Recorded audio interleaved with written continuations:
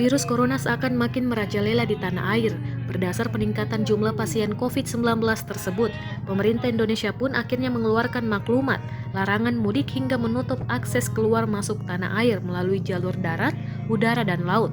Namun penutupan akses tersebut rupanya membawa dampak tersendiri bagi dua orang warga negara asing alias bule yang masih tertinggal di Indonesia.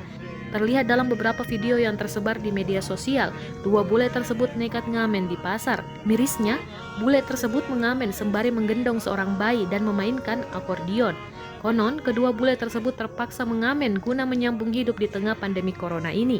Usut punya usut, kejadian tersebut berlangsung di sebuah pasar di Lombok, Nusa Tenggara Barat. Melihat hal tersebut, beberapa warganet pun merasa iba melihat dua bule dan sang bayi mengamen di jalanan. Namun tak sedikit warganet yang menyarankan mereka untuk dibawa ke kedutaan besar. Penutupan akses penerbangan tersebut dilakukan guna memangkas angka penyebaran virus corona di tanah air. Meski begitu, belum lama ini sempat terdengar wacana dari juru bicara Kementerian Perhubungan, Adita Irawati, bahwa penerbangan ke luar negeri masih berjalan di seluruh wilayah di Indonesia.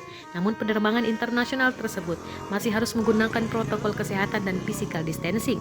Terlepas dari itu, hingga berita ini diturunkan belum ada kejelasan mengenai penyebab dua bule berkeliaran dan ngamen di pasar tersebut.